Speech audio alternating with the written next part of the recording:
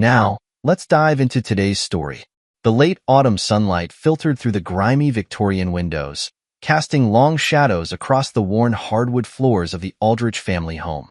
Joel Fitzpatrick stood in the center of the living room, his keen developer's eye cataloging every crack, every sign of decay in the once magnificent house. At 42, he transformed countless properties from ruins to riches, but this one was different. This was personal. His wife, Johanna Aldrich, traced her fingers along the faded wallpaper, her eyes glistening with carefully crafted tears. "Remember when we had Christmas here last year, Joel? Before Dad got sick?" She pulled out her phone, checking it briefly before slipping it back into her pocket. The house was full of life then. Joel nodded, though his attention was focused on the structural issues he'd already identified. The foundation needed work, and the electrical system was at least 30 years outdated. He pulled out his tablet, making quick notes as he moved through the space. The medical bills? Johanna's voice cracked perfectly. They've taken everything Mom and Dad had saved. Dad's heart surgery, the complications, the extended hospital stay. She gestured helplessly at the peeling paint and water-stained ceiling. Cecil Vance, Johanna's father, shuffled into the room, leaning heavily on his cane. At 72, he looked far older than his years, the recent health crisis having taken its toll. "Joel, son, I hate to even ask, but Johanna thought maybe—" "We'd like to help," Joel cut in smoothly, his voice carrying the quiet authority that had helped him build Fitzpatrick Development into one of the city's most respected firms.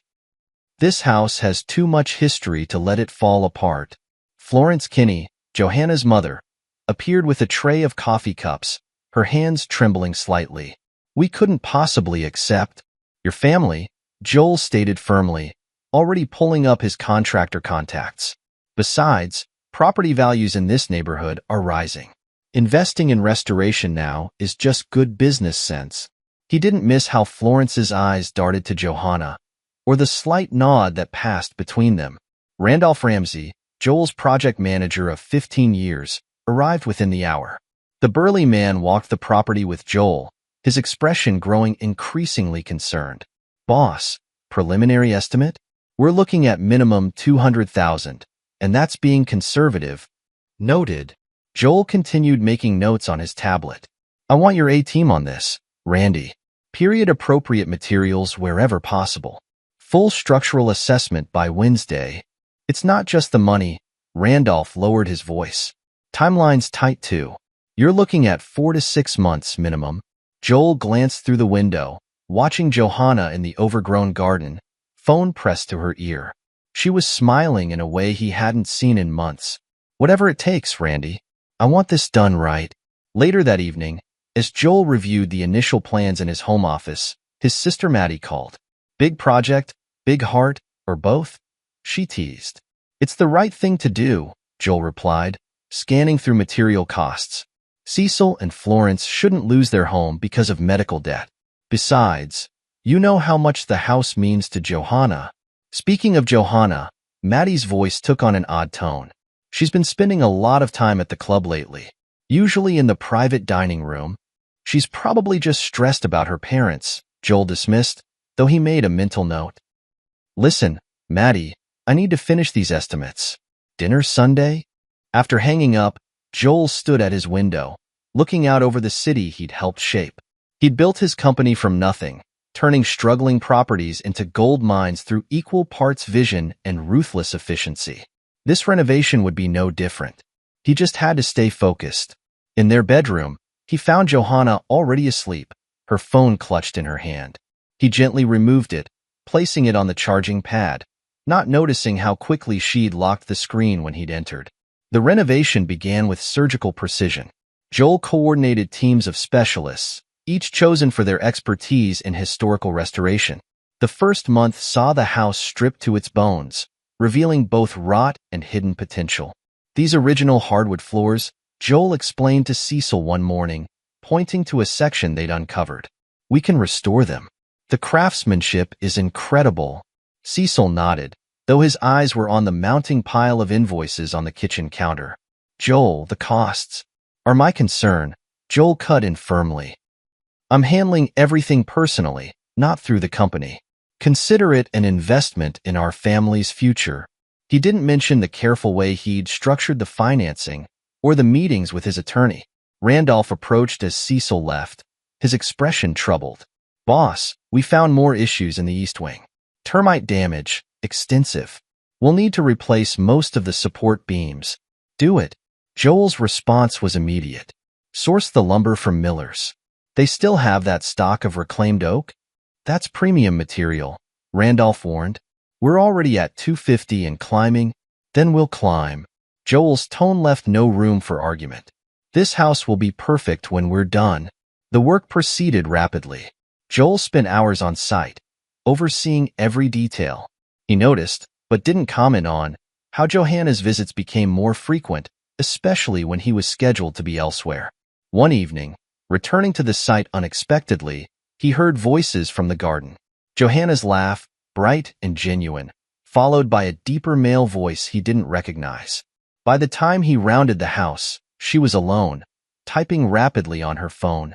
Consulting with Mom about the fixtures, she explained quickly, not meeting his eyes. The next day, Joel's phone buzzed with a text from Maddie. Lunch tomorrow? Need to talk. They met at their usual spot, a quiet bistro downtown. Maddie waited until their drinks arrived before speaking. You need to know something. I saw Johanna at the club yesterday. Joel raised an eyebrow, continuing to review contracts on his tablet. She was with someone. A man. Maddie's voice was careful. Good-looking guy, maybe mid-30s. They looked close. She called him David. Did you get his last name? Joel's voice remained neutral, though his fingers had stopped moving on the screen. No, but he's in real estate. One of those flashy types who specializes in luxury properties. Maddie watched her brother carefully. Joel, thank you for telling me. He returned to his contracts, his expression unchanged. How's Kevin's baseball team doing? The conversation shifted, but that evening, Joel made several quiet phone calls. Within hours, he had a name, David Lancaster, rising star at elite properties, known for his charm and his ability to cultivate wealthy clients. The renovation continued. Joel added security cameras, officially to protect the valuable materials now arriving daily. The footage was accessible from his phone, though he rarely checked it directly. Randolph proved to be an invaluable source of information. Mrs. Fitzpatrick was here last night, he reported one morning, with a gentleman. Said they were reviewing some design changes you'd approved. What kind of changes? Joel's voice was mild. Converting the den into some kind of home office setup. High-end stuff. Randolph shifted uncomfortably. She seemed pretty sure about the details.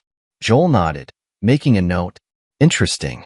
Keep me posted on any other design consultations. The work transformed the house day by day. Custom woodwork, restored fixtures, hand-painted tiles imported from Italy. Joel's attention to detail was obsessive, earning admiration from his crews and growing concern from his financial advisors. It's not just about the renovation, he explained to Corey Marr, his attorney, during one of their regular meetings. It's about creating something lasting, something permanent. Corey, who had known Joel since their college days, studied his friend carefully. And you're sure about the ownership structure we discussed? Absolutely. Joel's smile was sharp. Family's important, Corey. But so is protecting one's investments. The signs accumulated like the construction debris they cleared daily from the site. Johanna's stolen phone conversations in the garden. The black Mercedes that cruised past the house during Joel's scheduled meetings. The way Florence anxiously overcompensated with baked goods and forced cheer whenever Joel visited. Maddie became his unofficial intelligence network. They're not even being subtle anymore, she reported during their weekly lunch. David's practically moved into the club. They had dinner in the main dining room last night, right where everyone could see them. Joel speared a piece of salmon, his movements precise. Tell me about him. Typical smooth operator. Designer suits, luxury car, all flash and no substance. Maddie's disgust was evident. He's been through 3 divorces already, each time walking away with property or settlements. Real estate agent who specializes in specific opportunities. Interesting timing, Joel mused. Given the renovation's progress, the house was beginning to shine again. The exterior gleamed with fresh paint, the gardens were being restored to their former glory, and the interior was a showcase of craftsmanship. Joel had spared no expense, a fact that didn't go unnoticed. "I hope you know what you're doing," Randolph commented one afternoon, watching another truck of custom materials arrive. "This is way beyond the original budget." Joel stood in what would become the master suite, surveying the work. "Tell me about their evening visits, Randy." "The ones I'm not supposed to know about?" Randolph hesitated only briefly. "Usually after 7, when the crews are gone. They spend a lot of time in this room, actually. Planning furniture placement," she says. "The guy's got opinions about everything. Keeps talking about his vision for the space." "His vision?" Joel's laugh was soft and without humor. "Anything else?" "Yeah." Randolph looked uncomfortable. "They've been measuring for custom closets. His and hers." That evening, Joel worked late in his office, reviewing footage from the hidden cameras he'd installed throughout the property. He watched Johanna and David walk through the house, their body language intimate and presumptuous. David's hand resting possessively on small of her back. Johanna leaning into him, laughing at his whispered comments. The footage showed them in the master suite, David gesturing grandly. "This will be perfect." His voice came clearly through the high-end security system. "Once we're moved in, we can really make it our own." Joel has no idea. Johanna's voice was smug. "He's so focused on the renovation, on making everything perfect. It's almost sweet." "And your parents?" "They understand. Mom and Dad know I deserve better than a workaholic developer. Besides, they love the improvements you've suggested." Joel closed the laptop slowly, his expression thoughtful. The next morning, he called Corey. "Remember those documents we discussed? I think it's time to formalize them. You're sure about this?" Corey's voice was careful. "Once we set this in motion?" "Absolutely." Joel watched another load of expensive materials arrive. After all, family's family, but business is business. The renovation continued, each detail meticulously overseen, each cost carefully documented. Joel maintained his usual schedule, betraying no sign that anything was amiss. He approved additional improvements with apparent enthusiasm, even as he quietly began moving assets and adjusting ownership structures. Florence brought him coffee one afternoon, her hands still shaking slightly. "Joel, we can't thank you enough for all this. You're really part of the family." Joel accepted the coffee with a warm smile. "Family takes care of family, Florence. I just want everything to be perfect." That evening, he sat in his home office, reviewing the final drafts of Corey's documents. On his screen, security footage showed David and Johanna in the garden, planning their future in the house he was renovating. Joel's expression remained pleasant, even as he signed the papers that would ensure their plans would never come to fruition. The first act of their drama was nearly complete. The house was almost restored to its former glory, improved beyond what anyone had imagined possible. But beneath the surface, like the careful wiring and plumbing they'd installed, a different kind of work was nearly finished. Joel closed his laptop and prepared for bed, ready for the next phase to begin. After all, he hadn't become successful by leaving anything to chance. The morning sun cast long shadows through the floor-to-ceiling windows of Joel Fitzpatrick's downtown office. He sat across from Corey Marr, his attorney of 15 years, spreading out various documents across the polished mahogany desk. "You've put nearly $500,000 into this renovation," Corey observed, reviewing the meticulous records Joel had maintained. "That's quite an investment for an in-law's property." Joel's smile didn't quite reach his eyes. "That's why I asked you here today. I need to protect my investment." "I assumed this wasn't just about reviewing construction contracts." Corey leaned back, studying his longtime client and friend. "What exactly are we doing here, Joel?" "I want to structure the renovation financing formally."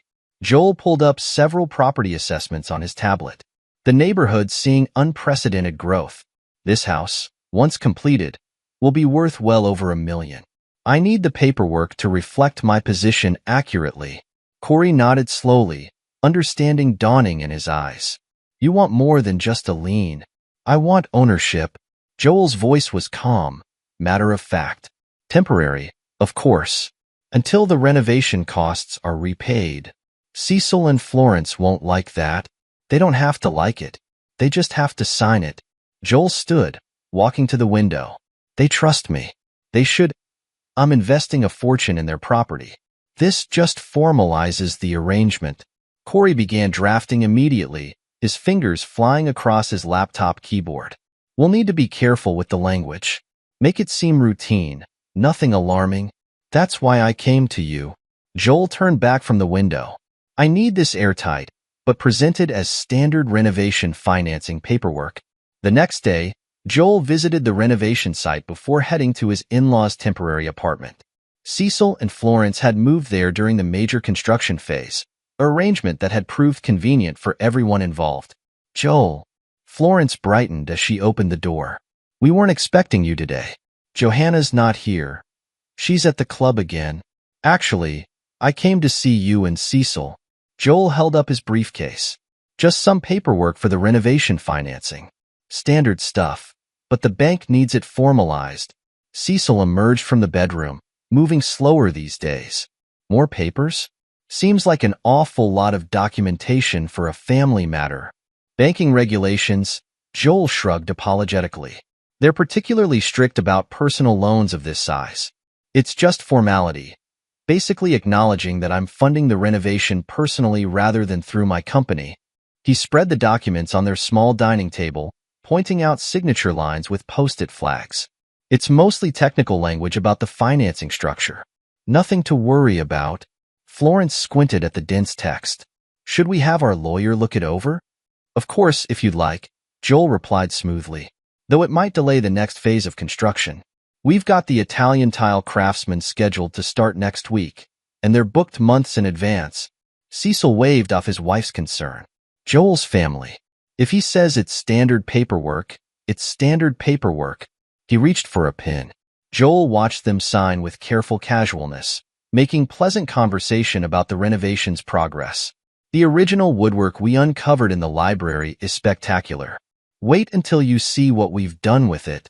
You've put so much into this, Florence said warmly. We can never thank you enough. No thanks necessary. Joel gathered the signed documents, his expression gentle. Family takes care of family.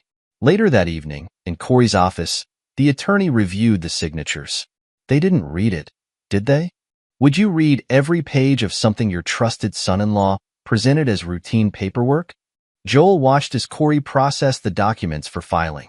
This gives you complete ownership until the renovation costs are repaid in full, Corey noted.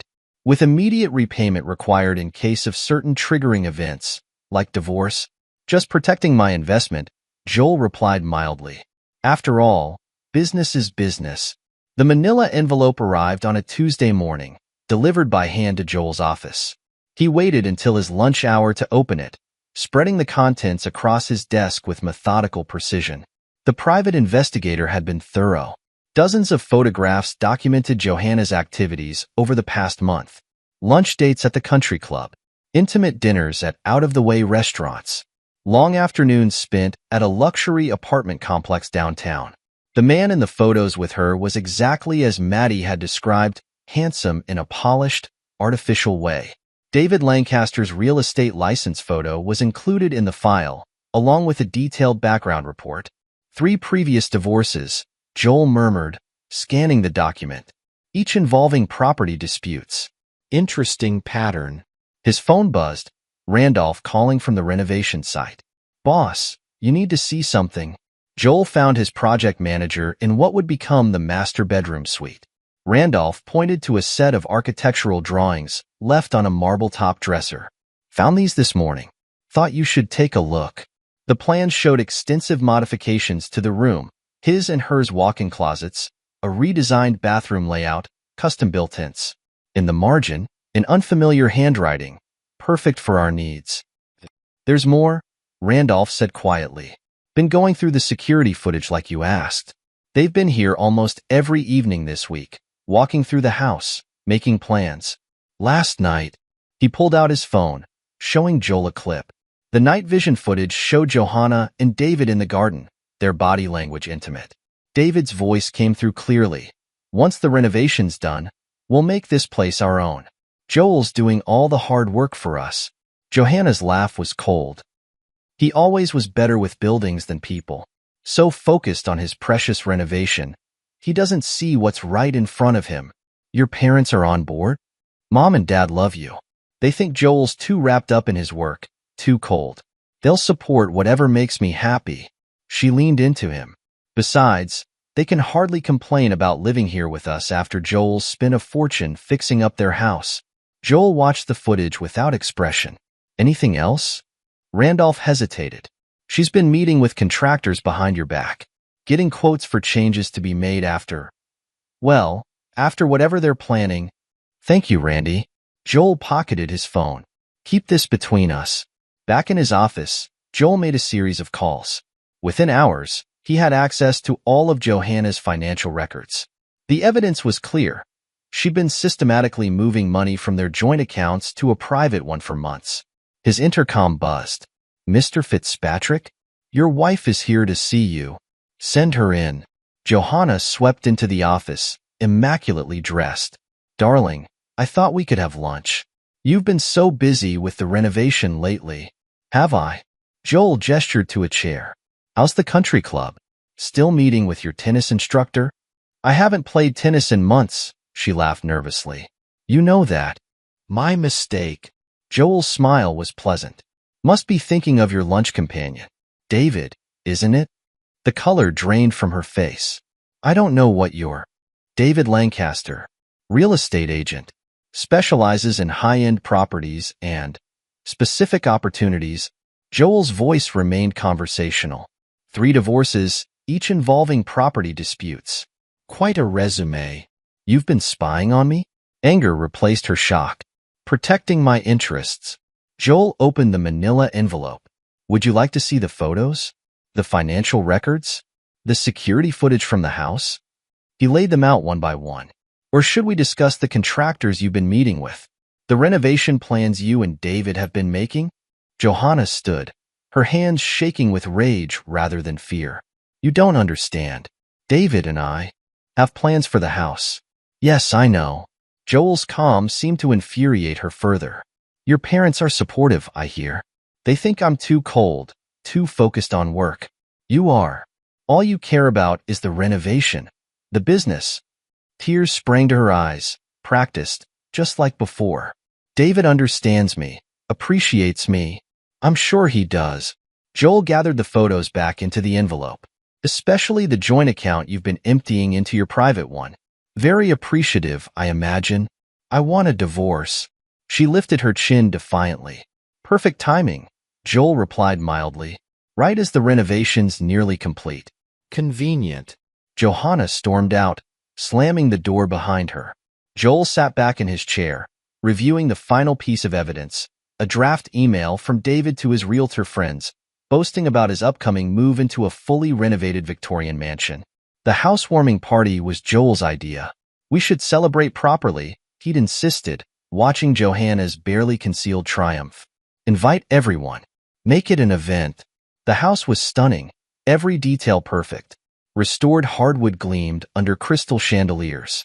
Period wallpaper and custom millwork transformed each room into a showcase of craftsmanship. The garden, once overgrown, now rivaled any in the historic district. Guests filled the rooms, admiring the transformation. Cecil and Florence played proud hosts, accepting compliments for their son-in-law's vision and generosity. If they noticed how Johanna kept glancing at her phone, they gave no sign.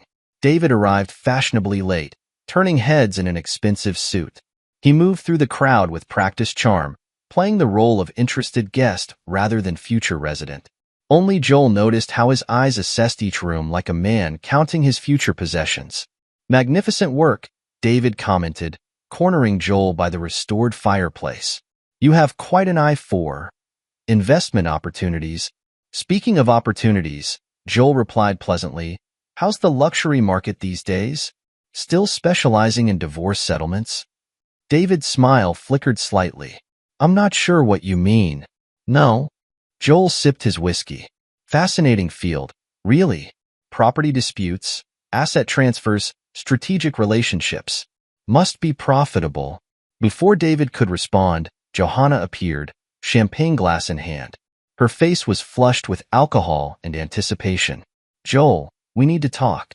Privately, they moved to the library, where Joel had spent weeks restoring the original oak paneling. Johanna closed the doors, her movements deliberate. "This isn't working anymore," she began, her voice steady with rehearsed confidence. "David and I are in love. We're moving in here next week. I think it's best if you move out of our house immediately." Through the library's French doors, Joel could see Cecil and Florence beaming, watching their daughter with proud anticipation. David stood nearby, trying to hide his smugness behind a sympathetic expression. "Perfect timing, actually." Joel set down his glass. "I just listed the house for sale." The silence was absolute. "Then, you what?" Johanna's voice rose sharply. "Listed it this morning. Already have several interested buyers." "You can't do that." Cecil's face reddened as he burst into the library. "This is our home." Actually, Joel withdrew a document from his jacket. "It's mine. Until the renovation costs are repaid in full, which, according to our contract, comes due immediately in case of divorce." "What contract?" Florence's voice trembled. "The one you signed 2 months ago. Remember? The standard renovation financing paperwork you didn't bother to read?" Joel's smile remained pleasant. "Ownership reverts to me until the full amount is repaid, which, given the divorce announcement, is due immediately." David stepped forward, his charm evaporating. "Now wait a minute. The full amount," Joel continued calmly, "is just over $500,000. You're welcome to buy the house at market value, of course, which, given the current market and the quality of renovation, is assessed at just under $2 million. This is our home." Johanna's practiced composure shattered. "You can't just..." "But I can. And I have." Joel headed for the door, pausing to look back at the stunned group. "You have 30 days to vacate the property. My attorney will be in touch with the exact figures and terms." He walked out into the party, leaving chaos in his wake. As he reached his car, he heard David's voice raised in argument, followed by the slam of the front door. The Mercedes peeled out of the driveway moments later. Joel started his car, catching a glimpse of Johanna's face in an upstairs window. Her expression of rage and disbelief was a portrait of thwarted entitlement. He drove away without a backward glance, already planning his next move. The betrayal was complete. Now it was time for the aftermath. The morning after the housewarming party brought chaos to the recently renovated Victorian mansion. Security cameras captured Johanna's hysterical attempts to rearrange furniture, as if marking her territory could somehow override legal documentation. Cecil paced the garden, shouting into his phone at various attorneys, while Florence sat weeping on the restored porch swing that Joel had specially commissioned to match vintage photographs. In his downtown office, Joel reviewed property assessments with characteristic precision. Corey arrived carrying not just cease and desist letters, but also a thick folder of background information that his private investigators had compiled on David Lancaster's previous victims. 7 women, not 3, Corey reported, spreading photographs across Joel's desk. He's been particularly active in Florida and California. Always the same pattern. Wealthy women, property disputes, quick exits. Send copies to Johanna, Joel instructed, not looking up from his market reports. Let her see exactly who she chose to betray us for. The intercom buzzed. "Mr. Fitzpatrick? Mrs. Aldrich's attorney is on line 1. Also, Mr. Ramsey is here with urgent news from the property."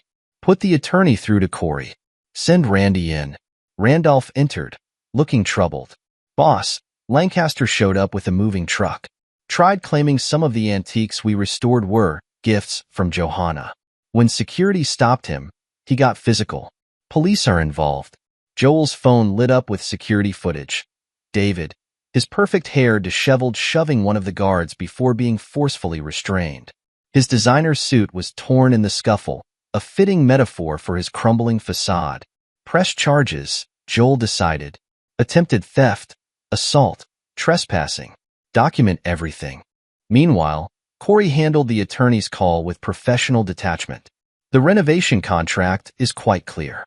Mr. Fitzpatrick holds title until full repayment, which is now due immediately per Section 7, Paragraph 3, the divorce acceleration clause. He paused, listening. No, Mrs. Aldrich's claims of emotional manipulation won't void a contract she never bothered to read. Joel turned to Randolph. Have your team change every lock, security code, and access point. Full inventory of everything inside. Nothing leaves that property without my written authorization. Already done. Randolph hesitated. There's something else. Found this in the master bedroom. He handed over a leather-bound notebook. Joel opened it to find detailed plans in David's handwriting. Sketches for subdividing the property into luxury apartments. Notes about potential investors. Even a marketing strategy targeting wealthy divorcees looking for fresh starts. The final pages contained a list of Joel's business competitors, with Bernard Whitaker's name circled repeatedly. He was planning to turn it into a divorce retreat, Randolph explained. Some kind of exclusive residential therapy center for wealthy women transitioning to new lives. Had meetings set up with investors next week. Ambitious, Joel remarked dryly. Send copies to our friend in Palm Beach, the widow he's currently pursuing. She might find his business plans interesting. The day progressed with mounting desperation from all sides. Florence arrived unannounced, trying to appeal to Joel's sense of family. Her tearful pleas turned to bitter accusations when he remained unmoved. How can you be so cold? She demanded. After everything we've meant to each other? Cold? Joel finally looked up. Like supporting your daughter's plan to betray me? Like watching her plot with her lover in the house I restored for you? That kind of cold, Florence?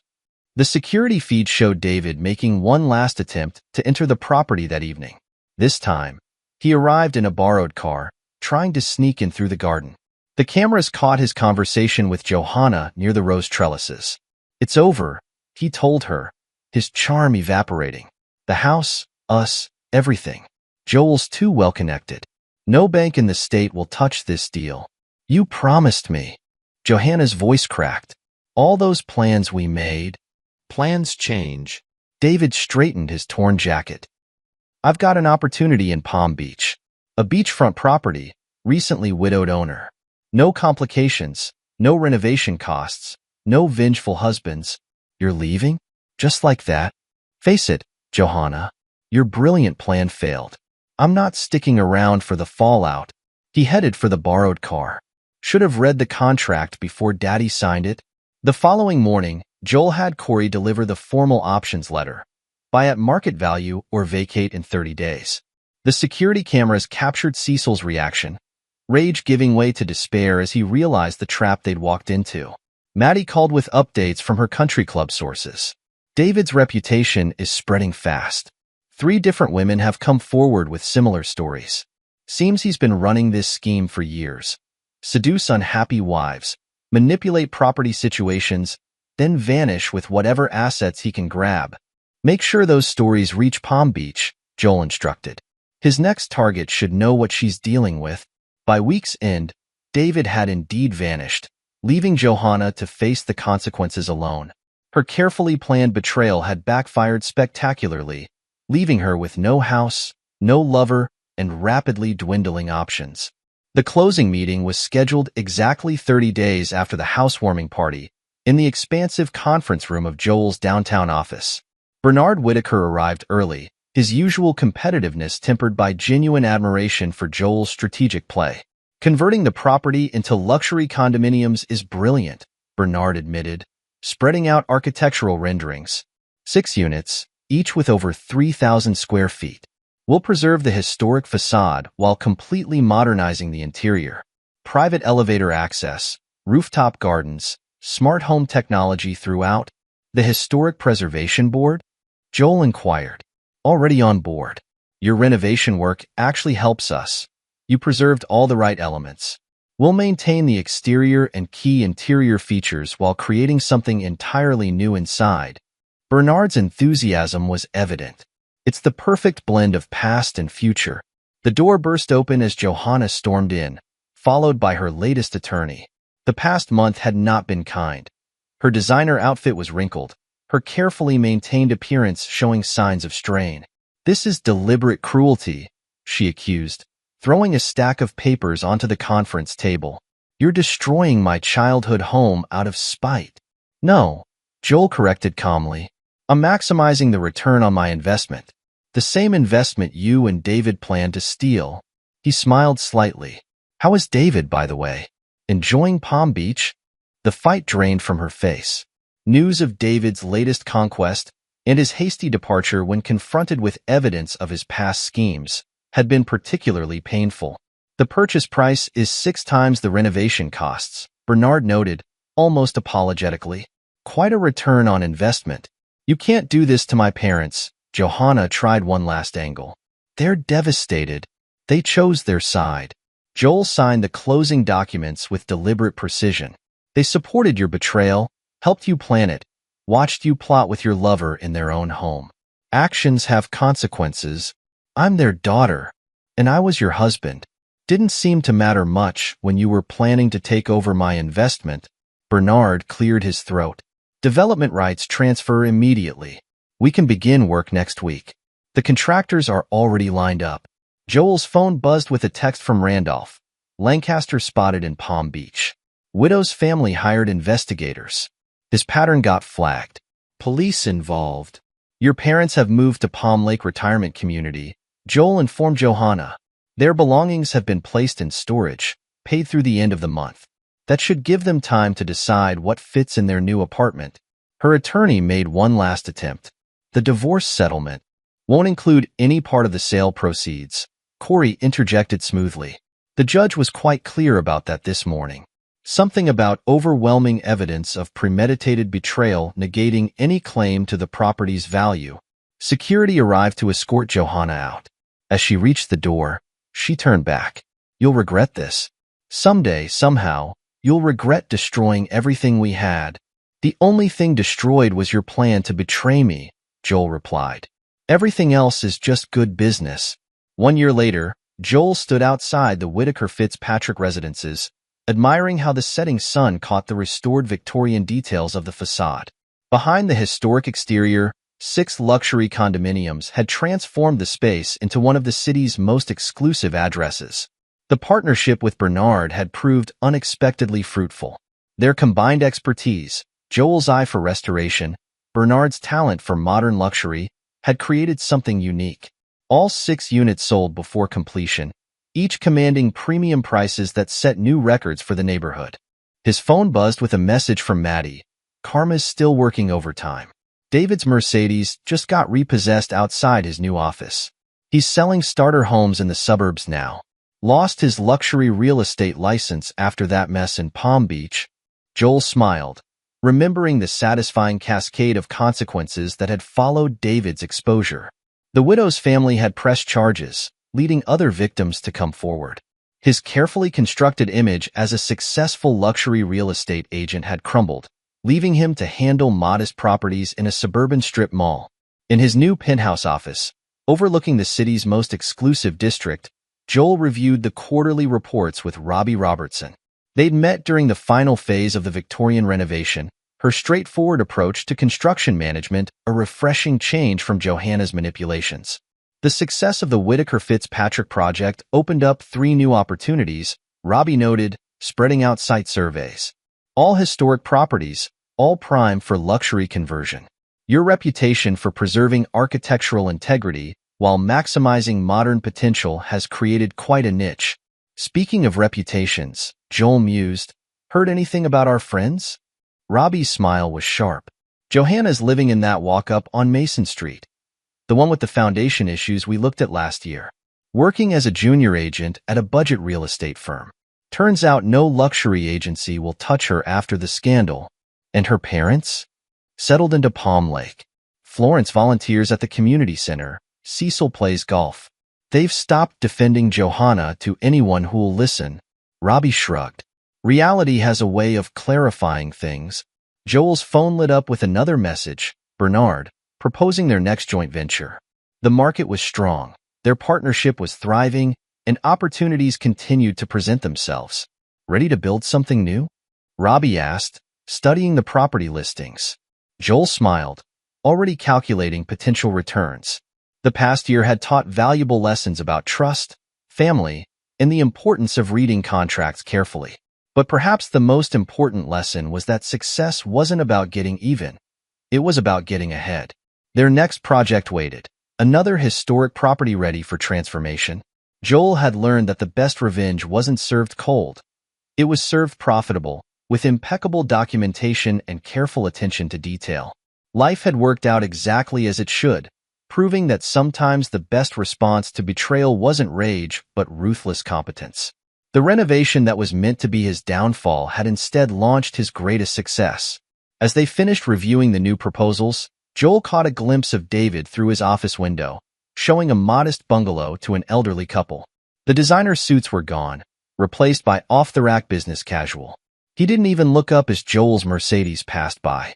The betrayal had transformed into triumph, not through emotional vengeance, but through strategic acumen. Joel held the deed to his own destiny now, and the future looked promising indeed. Epilogue. 5 years later. 5 years had passed since the Whitaker Fitzpatrick residences transformed the landscape of the historic district. The luxury condominium complex had become a template for similar projects across the city, its success spawning a new wave of high-end historical conversions that reshaped entire neighborhoods. Joel Fitzpatrick stood in his expanded office suite, now occupying the entire top floor of the city's most prestigious business tower. The view encompassed several of his successful projects, including the Victorian mansion he'd turned from betrayal into triumph.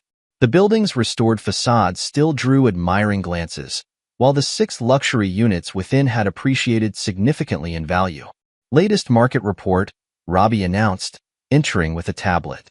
Now his wife of 2 years, she'd proven invaluable in expanding their business empire. Her contractor's precision complemented his developer's vision perfectly. The Whitaker Fitzpatrick model is being studied in business schools. They're calling it adaptive historical development. Joel smiled, remembering how different things had looked 5 years ago. Any news about our old friends? Robbie's expression turned amused. Actually, yes. Maddie sent some interesting updates this morning. The story of Johanna's downfall had become a cautionary tale in their social circles. After failing to claim any part of the property's value in divorce court, she tried reinventing herself as a luxury real estate agent. However, her reputation had followed her. No high-end firm would risk association with her notorious scheme. Now, at 47, she worked as a junior agent at Budget Homes and Properties, showing modest apartments to first-time buyers. Her office, ironically, was in one of the strip malls Joel's company had recently purchased for redevelopment. She tried approaching Bernard last month, Robbie continued. Wanted to explain her side of the story, maybe get a position with his firm. He shut that down fast. David Lancaster's fate had proved equally satisfying. After his hasty departure to Palm Beach, his pattern of manipulating wealthy women through property schemes had finally caught up with him. The widow's family had not only pressed charges, but had hired investigators who uncovered his entire history. He's selling timeshares in Nevada now, Maddie had reported. Lost his real estate license in 3 states. Turns out there were 12 women before Johanna, not just 7. He tried writing a book about his adventures, but no publisher would touch it. The Mercedes was long gone, replaced by a used Hyundai. His designer suits had been sold to cover legal fees. The charming predator who'd once targeted wealthy women had become a cautionary tale in real estate circles. Cecil and Florence's situation had evolved as well. After initially defending Johanna, reality had gradually eroded their denial.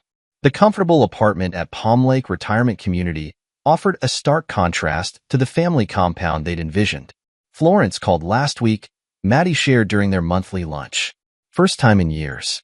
She actually apologized, said watching Johanna's behavior since everything happened had opened her eyes. Asked if you might consider letting them attend your and Robbie's anniversary party next month. Joel had considered it briefly before declining. Some bridges stay burned, he decided. The betrayal might have faded, but trust, once shattered, wasn't easily rebuilt. The professional consequences had rippled through their social circle. Several of Johanna and David's enablers had found their own reputations tarnished. The country club members who turned blind eyes to their lunch meetings now found themselves excluded from prime business opportunities. Remember Thomas from the club? Maddie asked. The one who helped David set up those private dining room meetings? His investment firm lost 3 major clients when the story got out. He's managing a chain restaurant now. The partnership with Bernard Whitaker had expanded beyond anyone's expectations. What began as a single converted Victorian had grown into a series of successful ventures. Their companies, once fierce competitors, now collaborated on increasingly ambitious projects. Bernard's daughter is engaged to Randy's son, Robbie noted, scrolling through her messages. They're talking about having the reception at the Whitaker Fitzpatrick. Apparently, the garden restoration you insisted on makes a perfect wedding venue. Joel's company had more than tripled in size, its reputation for combining historical preservation with luxury development attracting international attention. The betrayal that was meant to destroy him had instead launched a new phase of success. Randolph Ramsey had been promoted to Chief Operations Officer, his loyalty during the Victorian project earning him both trust and significant equity in the expanded company. His attention to detail had proven invaluable as they took on larger projects. Randy caught another one of David's attempts to reinvent himself, Robbie mentioned. He tried applying for a position with one of our subsidiary companies under a different name. The background check flagged him immediately. The legal documentation of the Victorian project had become required reading in several law schools.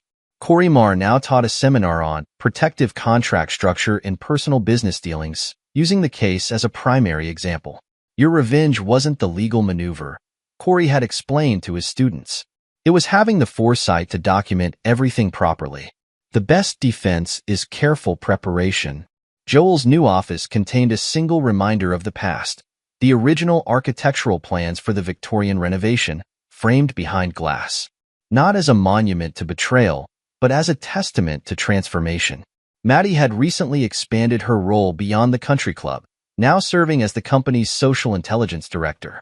Her network of connections provided invaluable insight into potential partners and projects. You know what's really ironic? She asked during their last lunch.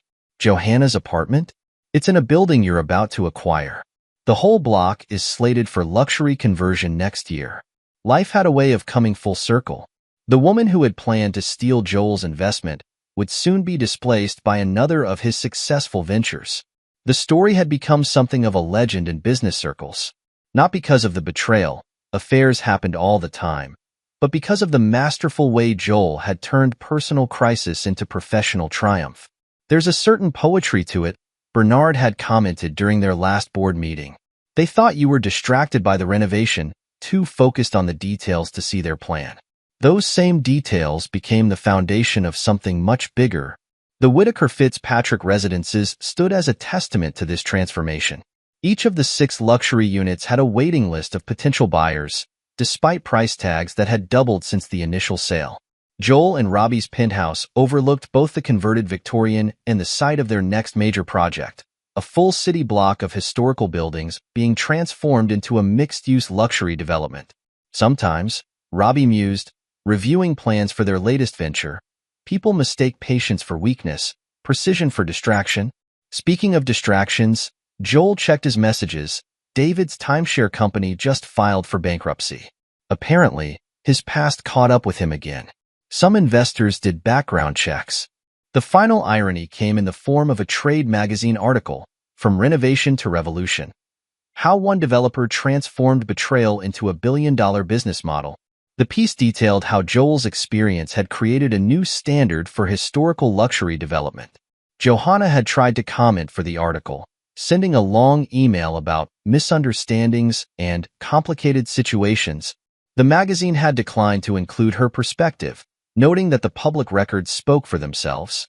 5 years had transformed a single act of betrayal into an empire built on the perfect balance of historical preservation and modern luxury. The renovation that was meant to be Joel's downfall had instead become a case study in turning crisis into opportunity. The lesson wasn't about revenge. It was about vision, about seeing beyond immediate betrayal to greater possibilities. Joel had built something lasting, not from anger but from acumen, not from rage but from strategic thinking. Ready for the next project?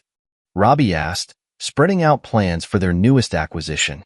Joel smiled, studying the architectural drawings. The past had taught its lessons well. Trust required verification, Family wasn't always blood, and the best revenge wasn't served cold. It was served profitable. Their future stretched out before them. Each new project an opportunity to reinvent something historical into something extraordinary. The betrayal that had begun their journey had faded into background noise, overshadowed by success built on precision, patience, and strategic vision. As they reviewed the plans for their next development, Joel's phone buzzed with a final update from Maddie. David's timeshare office is closing. He's applying for a job as a mall security guard. Want to guess which mall? The one you're demolishing next month for the new retail complex. Life, it seemed, had a sense of humor after all. But Joel's focus remained on the future, on building something greater than revenge could ever achieve. The best response to betrayal, he'd learned, wasn't destruction. It was creation, transformation, and success. The sunset behind the Whitaker Fitzpatrick residences, its restored Victorian facade, a reminder that sometimes the most valuable renovations weren't just about buildings. They were about rebuilding life itself, stronger and more successful than before. This is where our story comes to an end. Share your thoughts in the comments section. Thanks for your time. If you enjoy this story, please subscribe to this channel. Click on the video you see on the screen, and I will see you there.